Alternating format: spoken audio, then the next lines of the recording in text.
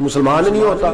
صلاح الدین ایوبی اپنے خیمے میں بیٹھے ہیں تو ایک بی بی آ گئی، اس قبیلے کا کوئی شخص مسلمان نہیں ہوتا۔ بی بی آئی، آگے کہنے لگی میرے 4 بیٹے جنگ میں کھو گئے، چھوٹے چھوٹے بچے جنگ میں کھو گئے، مل نہیں رہے، فوجیوں کو حکم دے مجھے میرے بچے تلاش کر کے دیں۔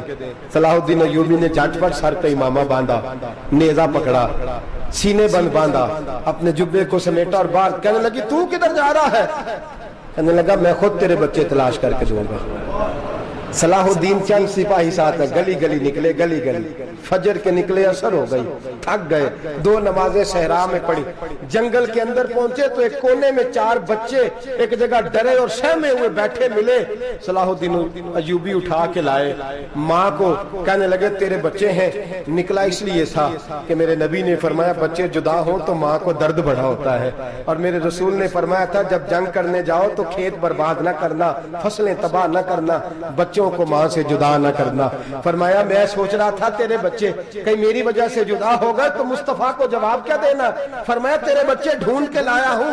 بچے ماں کے پاس آنے لگے تو ماں نے بڑے بیٹے کے منہ پہ تھپڑ مارا، کہتا ہے اماں کیا ہوا؟ کہنے لگے تو نے سنا نہیں کہ دشمن کے بچوں کی اتنی حفاظت کرتا ہے، میرے پاس نہ جا، اس کے قدموں میں بیٹھ جا، جس نبی کے غلام اتنے سچے ہیں وہ نبی کتنا سچا ہوگا۔ بنو قریظہ اور بنو نذیر 2 محلے تھے یہودیوں کے۔ یہودیوں نے بڑی عہد شکنی کی تو نبی پاک صلی اللہ علیہ وسلم نے ان کو بے دخل کر دیا، مدینے سے نکال دیا، مدینہ منورہ سے۔ یہودی نکل گئے مدینہ طیبہ سے، تو جب وہ نکل کے جا رہے تھے تو ان کے مکان، ان کے باغ، ان کی جائیدادیں بچ گئیں۔ نبی پاک علیہ السلام نے انصار مدینہ کو پہلے بلایا، جاگ رہے ہیں نا آپ لوگ؟ پیسے آتے کسی کو برے لگتے ہیں؟ اب تو یہ بھی حلال حرام کی تمیز بھی اٹھتی جا رہی ہے۔ جائیداد، باغ، مال، علاقہ خالی ہوا ہے، وہ چلے گئے اور لوگ تو ڈھونڈتے پھرتے ہیں۔ اللہ خیر فرمائے، شاملہ جگہ ملتی نہیں اب شہروں میں، وہ کس کس نے نام کرا لی، کدھر گئی ہے کوئی خبر ہی نہیں، خالی جگہ پڑی ہے۔ میرے نبی پاک علیہ السلام نے پہلے انصار مدینہ کو بلایا، حضور نے فرمایا انصاریوں بہت بڑی جائیدادیں یہودیوں کی، بنو نذیر اور بنو قریظہ محلے خالی ہو گئے، میرا دل کرتا ہے وہ تمہیں دے دوں، اس لیے کہ تم نے اپنے مہاجر بھائیوں کے ساتھ بڑا تعاون کیا، جائیدادیں تم نے دے دی ہیں، مکانات دے دیے ہیں، بڑا کچھ تم نے دیا ہے، میرا دل کرتا ہے وہ تمہارے نام کر دوں۔ تو انصار مدینہ کیا کہنے لگے یا رسول اللہ دے تو ہم نے دیا ہے پر وہ بیچارے جھچکتے ہی رہتے ہیں، وہ جھچکتے ہی رہتے ہیں، کھول کے ہماری چیزیں استعمال نہیں کرتے۔ تو حضور ہم تو پہلے ہی انصار ہیں، ہمارے پاس بڑا کچھ ہے، آپ مہربانی فرمائیں وہ سارا کچھ مہاجروں کو دے دے، مہاجرین کو ہمیں نہیں چاہیے۔ اب چلے گئے بات کر کے، میرے حبیب پاک نے مہاجروں کو بلا لیا، فرمایا بنو نذیر اور بنو قریظہ قبیلے کی جائیدادیں آئی ہیں، تمہارے پاس بظاہر جو چیزیں ہیں بھی وہ بھی انصار مدینہ کی ہیں، تو میرا یہ خیال ہے کہ وہ سارا کچھ تمہیں دے دیا جائے۔ ابو بکر صدیق رضی اللہ تعالیٰ عنہ کہنے لگے یا رسول اللہ صلی اللہ علیہ وسلم ہمارے انصار بھائیوں نے ہمارے لیے دل تک کھول دیے ہیں، حضور انہوں نے ہر چیز بانٹ کے ہمارے سامنے رکھ دی ہے، ہم اتنے خرد غرض ہیں کہ سارا کچھ لپیٹ جائیں۔ کہا حضور ہمارے پاس جو مکان ہے وہ ہے، ہم کاروبار کر رہے ہیں، تجارتیں کر رہے ہیں، مزدوریاں کر رہے ہیں، ہم انشاءاللہ اور بنا دیں گے، آپ یہ ہماری طرف سے ہمارے انصار بھائیوں کو گفٹ کر دیں، آپ انہیں دے دیں۔ میرے حبیب کی آنکھوں میں آنسو آ گئے، میرے نبی پاک علیہ السلام رو پڑے، یا رسول اللہ آپ کیوں روتے ہیں؟ فرمایا تمہارا یہ بھائی چارہ قائم رہا تو اللہ اسلام کو بڑی قوتیں عطا فرمائے گا، اللہ طاقتیں دے گا اسلام کو، اگر تمہارا یہ رنگ قائم رہا، یہ انداز، میرے غلاموں تمہارے یہ طور طریقے، ایک بھائی کہتا ہے دوسرے کو، دوسرا کہتا ہے تیسرے کو۔ مسلمانوں کی نا ایک تعداد لڑتے لڑتے لڑتے لڑتے دور چلے گئی، تاتاریوں نے قید کر لیا، 4 مسلمان تھے، تبلیغ کرنے گئے، جنگ کرنے گئے، جہاد کرتے کرتے کافروں سے لڑتے لڑتے تاتاری قوم میں چلے گئے، وہاں قید کر لیے گئے تو سزائے موت کا حکم ہوا، 4 بزرگ تھے، سزائے موت کا حکم ہوا تو تاتاری بادشاہ جو تھا وہ بڑا خلاف تھا، بڑا سخت مخالف تھا مسلمانوں کے، اس نے کہا کہ ان کو جب پھانسی دینا نا مسلمانوں کو تو میرے سامنے دینا۔ اب 4 عالم ہیں، 4 صوفی ہیں، سفید داڑیاں، سر پہ امامے، پھانسی کا وقت آیا تو جو پھانسی گھاٹ ہے وہ ایک ہے، چاروں کو کٹھے پھانسی نہیں ہو سکتی، ایک کو کہا کہ ایک ایک کر کے ان کو پھانسی دو. جب پھانسی کا وقت آیا نا تو جو سب سے پیچھے صوفی تھے وہ دوڑ کے آگے آئے, کہنے لگے بادشاہ پہلی باری میری لگا پہلی. اب بادشاہ نے کہا ٹھیک ہے اسے لٹکا دو. وہ قریب آئے تو دوسرے دوڑ آئے, کہنے لگے نہیں نہیں پہلی باری میں نے زیادہ کافر قتل کیے, میرا بڑا جرم ہے, مجھے پہلے سزا دو. ان کو پھانسی دینے لگے تو تیسرے آ گئے, کہنے لگے نہیں یہ تو میرا قتل کرتا تھا, رستے میں بتایا کرتا تھا, ڈھونڈ کے میں بتلاتا تھا کہ یہاں زیادہ تعداد ہے, مجھے پہلے پھانسی دو. تیسرے کے ساتھ بات ہو رہی تھی تو چوتھا دوڑا آیا, کہنے لگا یہ رستے بتاتا تھا, یہ تبلیغ کرتا تھا, یہ سارا کچھ کرتا تھا, لیکن کہا یہ کہتے تھے چلو واپس چلتے ہیں, میں جانے نہیں دیتا تھا, میں کہتا تھا اور کافر مارنے اور علاقے فتح کرنے, میرا جرم بڑا ہے, مجھے پہلے پھانسی دو. بادشاہ کہنے لگا مجھے 35 سال ہو گئے حکومت کرتے, بڑی دنیا کو پھانسی دی ہے, لوگ تو ایک دوسرے کو دھکے دیتے ہیں کہ پہلے تو جا پہلے تو جا, اور تم کیسی قوم ہو کہ ایک دوسرے پہ قربان ہو رہے ہو. کہنے لگا تم ایک باپ کی اولاد ہو. جاگ رہے ہیں آپ لوگ؟ تاتاری بادشاہ, کافر بادشاہ, اسلام کی مخالفت کرتے ہیں, ایک باپ کی اولاد ہو کا نہیں, ایک قبیلے کے رہنے والے ہو کا نہیں, ایک ملک کے رہنے والے ہو نہیں. اس نے کہا رشتہ کیا ہے تمہارا, رشتہ کیا ہے؟ تو بول کے کہنے لگے خدا ایک ہے نبی ایک ہے, خدا ایک ہے اور نبی منفرد ایک ہے, اس قوم کی نقصان بھی ایک ہی سب کا نبی, اللہ بھی قرآن بھی ایک.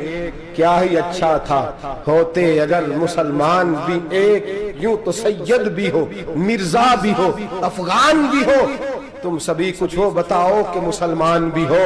فرمایا ہمارا اللہ ایک ہے, نبی ایک ہے. تو کہا پھر ایک دوسرے پہ جان کیوں دیتے ہو؟ فرمایا ہمارے نبی نے ہمیں بھائی بھائی بنا دیا ہے, بھائی کا دل نہیں کرتا اس کی آنکھوں کے سامنے بھائی چلا جائے, ہمارا دل نہیں کرتا پہلے مجھے دے پہلے مجھے دے. بادشاہ کہنے لگا تمہارا جذبہ مجھے متاثر کر گیا, جاؤ میں تم چاروں کو آزاد کرتا ہوں, تمہیں آزاد کرتا ہوں. میرے دوستو یہ رنگ تھا, دیکھیں نا, یہ اس دھرتی نے نظام دیکھا ہے نا, اس فلک نے پہلی بار دیکھا, اس زمین نے پہلی بار. اور میرے حضرت صاحب فرمایا کرتے تھے زمین تڑپ کے روئی, اس نے پہلی دفعہ دیکھا. احد کا میدان ہے, 3 صحابہ تپتی ہوئی زمین پہ زخموں سے چور چور پڑے ہیں. حضرت انس بن نضر رضی اللہ تعالیٰ عنہ پانی کا پیالہ لے کے پہنچے, ایک زخمی سے کہا تجھے پانی پلانا ہے, تو کہنے لگا میرے زخم تھوڑے ہیں, وہ جو ساتھ پڑا ہے اس کے زخم گہرے ہیں, پہلے اسے پانی پلا دے, جا اسے دے دے.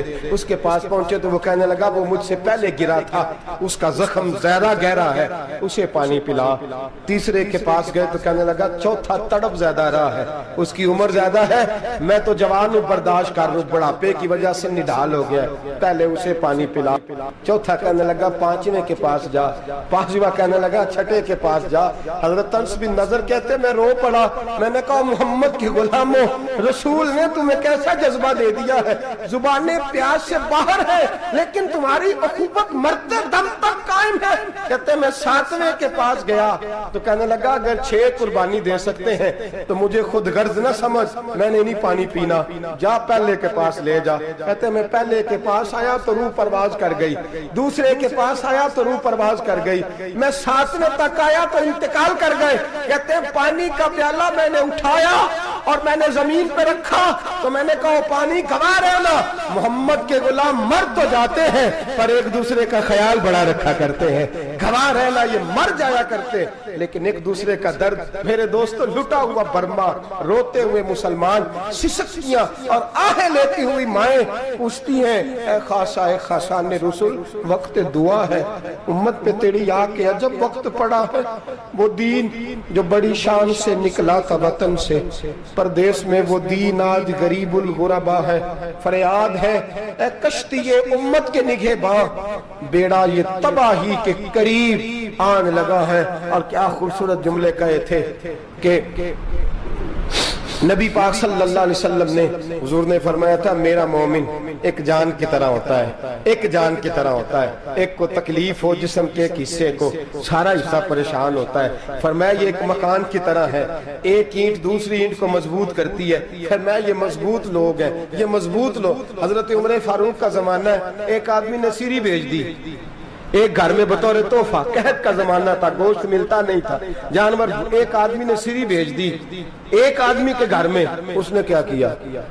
اس نے اپنی بیوی سے کہا ہماری تو خیر ہے، ساتھ والا پڑوسی زیادہ غریب ہے، ادھر نہ بھیج دیں، یہاں گندم امیر شہر کی ہوتی رہی خراب اور بچی کسی فقیر کی فاقوں سے مر گئی، کہا ساتھ والے پڑوسی کے گھر سے میں کئی دنوں سے بھوک کی آوازیں، وہاں بھیج دے۔ اس کے گھر گئی تو اس کی بیوی شوہر کو مشورہ دیتی ہے، کہتی ہے میرے بچے تو دلیر ہیں، ساتھ والے کے چھوٹے ہیں، وہ گزارا نہیں، ادھر نہ بھیج دیں۔ ادھر گئی، ایک روایت ہے 7 گھر، ایک روایت ہے 21 گھر، 21 گھروں میں گھومتی ہوئی وہ سری پھر پہلے کے گھر میں آ گئی، اور پہلا صحابی کہنے لگا صرف تو نے ہی محمد کا کلمہ نہیں پڑھا، باقی 20 نے بھی پڑھا ہوا ہے، صرف تو نے ہی رسول اللہ سے یہ درس نہیں لیا، باقیوں نے بھی لیا ہے، اور صرف تیرے اندر ہی جذبہ اظہار نہیں، تو ہی صرف مسلمانوں سے پیار نہیں کرتی، سارے ہی پیار کرتے ہیں۔ وہ سری پھر آ گئی ہے، اب کیا کرنا ہے؟ اب کیا کرنا ہے؟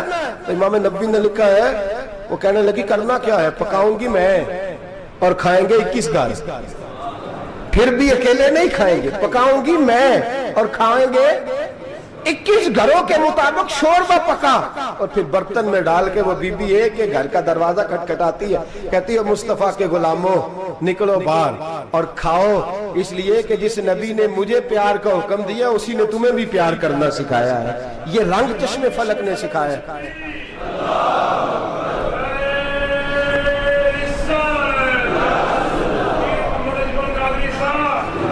آپ کی بڑی مہربانی، زندہ باد وہی ہے جس کو اللہ رسول زندہ باد فرمائے، بڑی مہربانی، اللہ جزا دے۔ عرض یہ کرنے جا رہا تھا کہ رسول کریم صلی اللہ علیہ وسلم نے یہ پیغام دیا امت کو، فرمایا دیکھیں نا کتنے بڑے لفظ ہیں، یہ نہیں فرمایا دوزخ میں جائے گا، یہ نہیں فرمایا کہ اسے جہنم کی سزا ملے گی، میرے نبی نے فرمایا میں اسے مومن مانتا ہی نہیں، میں اسے مسلمان اپنا مانتا ہی نہیں۔ حضور کسے؟ فرمایا جو پیٹ بھر کے کھاتا ہے اور اس کا ہمسایہ بھوکا سو جاتا ہے، میں مومن ہی نہیں مانتا۔ سزا تو تب ملے گی نا کہ جب میں کسی سزا کا اعلان کروں، میں مانتا ہی نہیں، وہ میرا ہے ہی نہیں، خود پیٹ بھر کے کھا رہا ہے، ہمسایہ اس کا بھوکا، میں نہیں مانتا۔ انما المؤمنون اخوہ، مومن بھائی بھائی، میں مانتا ہی نہیں اسے۔ اور میرے حبیب پاک اتنے بڑے لفظ حدیث میں اور کہیں نہیں ملیں گے آپ کو، اتنے بڑے جملے کہیں نہیں ملیں گے۔ میرے نبی پاک نے فرمایا اللہ کہے گا قیامت کے دن، کون؟ اتنے بڑے لفظ حدیثوں میں ملتے نہیں جتنے یہ ہیں۔ حضور نے فرمایا رب فرمائے گا بندے سے کہ میں تیرے پڑوس میں بھوکا تھا، تو نے مجھے روٹی کیوں نہیں کھلائی؟ کون کہہ رہا ہے؟ اللہ کہہ، میں بھوکا تھا تو نے روٹی نہیں دی، میں ننگا تھا تو نے کپڑا نہیں دیا، میں پیاسا تھا تو نے پانی نہیں پلایا، میں بیمار تھا تو تیمارداری۔ یا اللہ نہ تو کھاتا ہے، نہ پیتا ہے، نہ کپڑا پہنتا ہے، نہ تو بیمار ہوتا ہے، لا تاخذہ سنۃ ولا نوم، تجھے بیماری آتی نہیں، اونگ نیند نہیں آتی، میرے مالک تو میرے پڑوس میں تھا۔ تو حضور فرماتے ہیں رب فرمائے گا وہ جو بندہ تیرے پڑوس میں بھوکا تھا تو بندہ تو میرا ہی تھا نا، وہ جو بندہ تیرے پڑوس میں ننگا تھا تو بندہ تو میرا ہی تھا نا، وہ جو تیرے پڑوس میں پیاسا تڑپتا رہا تو وہ میرا ہی بندہ تھا، تو دوائی لینے جائے تو بڑے اسپتال میں اور اس بیچارے کو 20 روپے پرچی کے بھی میسر نہ آئے تو میرا ہی بندہ تھا۔ میرے دوست خیال کر اور یاد رکھ، یہ جو ہمسائے ممالک میں ظلم ہوتے ہیں، زیادتیاں ہوتی ہیں، ہمارے گھر کا پنکھا اچھا چلتا ہے، ہم جلوس اس وقت نکالتے ہیں جب ہماری لائٹ بند ہوتی ہے، ہم جلوس اس وقت نکالتے ہیں جب ہمارا ایسا جو ہمیں تنگ کرتا ہے، ہم اس وقت درد محسوس کرتے ہیں جب ہمارے گھر تک آگ آ جاتی ہے۔ یہ جو باہر آگ جل رہی ہے یہ تیرے گھر بھی آ سکتی ہے، یہ جو باہر فساد ہو رہا ہے یہ تیرے دروازے تک آ سکتا ہے۔ میرے رسول پاک نے ایک جان، مسلمان کو ایک جان قرار دیا۔ مجھے بتائیے انگلی کو کٹ لگ جائے، مسلمان ایک جان ہے نا، انگلی کو لگ جائے کٹ، دماغ کہتا ہے میں نے نہیں سوچنا اس کے بارے میں نے اس کے درد کو محسوس ہی نہیں کرنا، انگلی کی درد ہے انگلی جانے، اس کا کام جانے، ایسے ہی ہوتا ہے نا۔ بولے پیروں سے کہتے ہیں، انگلی کہتی ہے چل ڈاکٹر کے پاس، پیر کہتے ہیں نہیں میں نے نہیں جانا، انگلی کا کام ہے انگلی جائے، ایسے ہی ہے نا۔ دل سے کہتے ہیں تو تڑپ تھوڑا سا، انگلی کو درد ہے، کہتے میں کو تڑپوں، انگلی کا ماما انگلی جانے، اس کا کام جانے۔ ٹیلی فون کرنا ہے ڈاکٹر صاحب کا پتہ کرنا ہے تو کان کہتے ہیں میں نے نہیں بات سننی ڈاکٹر صاحب کی، زبان کہتی ہے میں نے نہیں بولنا، انگلی جانے، ایسا ہوتا ہے۔ پیر احتجاج کرتے کہ میں نے ڈاکٹر کے پاس، میں کچھ چکر کھاتا پھروں ڈاکٹر کی دکان کی، انگلی کو درد ہے انگلی جانے، ایسا ہوتا ہے۔ بھئی میرے رسول پاک نے فرمایا مسلمان ایک جان ہے، تو درد برما کے مسلمانوں کو ہو رہا ہے تو پاکستانی کہہ رہے ہیں کوئی بات نہیں، وہ جانے ان کا کام جانے، ایک جان ہے نا، درد ہونا چاہیے، تکلیف ہونا چاہیے، پھٹے پہ باتیں ہوتی ہیں اس موضوع پہ۔